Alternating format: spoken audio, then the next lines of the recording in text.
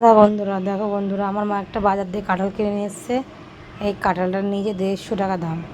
তো কাঁঠালটা নিয়ে এসছে 2 দিন হয়ে গেছে, তো একটু কাঁচা কাঁচা ছিল বলে আর মা ছাড়ায়নি। তো আজকে হট করে বলছে চল কাঁঠালটা ছাড়াই, বের করে দেখি। তো একটা কুয়া বের করতে করতে দেখে কি কাঁঠালটা এত শক্ত না, পাকিনি।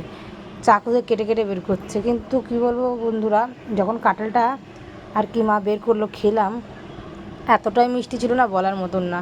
কুয়া বেশি হয়নি, কিন্তু আমার না খাজা কাঁঠালটা বেশি ভালো লাগে রসগোল্লা কাঁঠালের থেকে। তো ওই যে কাঁঠালটা কেটে কেটে মা বের করছে, মা বলছে থাক ছেড়ে দে, আর বের করবো না, খেতে পারবি না। তা মাকে বললো মা কাঁঠালটা হেবি মিষ্টি, বের করো খাবো। তো মা সেই কথা ভেবে সব কাঁঠালগুলো বেরও করলো।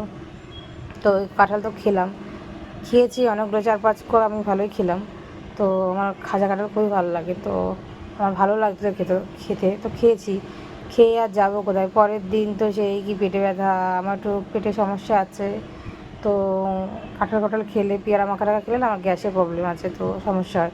তো পরের দিন সেই বমি করে তলিয়েছি, মানে শরীর এতটাই খারাপ হয়ে গেছে বলার মতন না কাঁঠাল খেয়ে।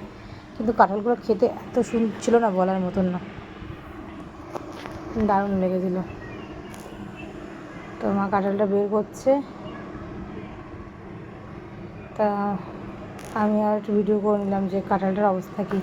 এত শক্ত না, বলার মতো না। কিন্তু ভিতর থেকে যে কোয়াগুলো বের করছিলো একটু খাজা খাজা টাইপের ছিল, কিন্তু হেভি মিষ্টি ছিল, খেতেও খুব স্বাদ ছিল। তাই আবার মাকে আমি বললাম যে কাঁঠালটা যদি ভালোভাবে পাকতো তাহলে কাঁঠালটা আরও কত খেতে ভালো হতো, এখনই এত ভালো লাগছে। তো ওটাই একটু ভিডিও করলাম। এবার মা সব কাঁঠালগুলো বের করলো। কিছু কিছু কাঁঠাল পেকে গেছে ভেতর থেকে, হলুদ কোয়া।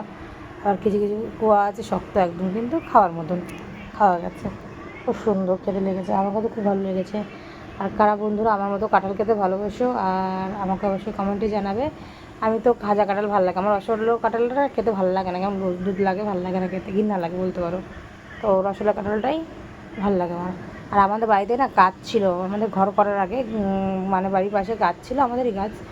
তো গাছটা না কাঁঠাল হতো প্রচুর, আর বড়, অনেক বড় বড় কোয়া হতো, আর খাজা কাঁঠাল হতো। তো কোনো কারণে ঘর করতে হয়েছে বলে গাছটা কেটে কেটে ফেলতে হয়েছে। তো যখন মা কাঁঠালটা কাটছিল, ওই কাঁঠালটা দেখে আমার ওই গাছটার কথা মনে পড়ছিল। তাই মাকে আমি বলছিলাম যে মা দেখো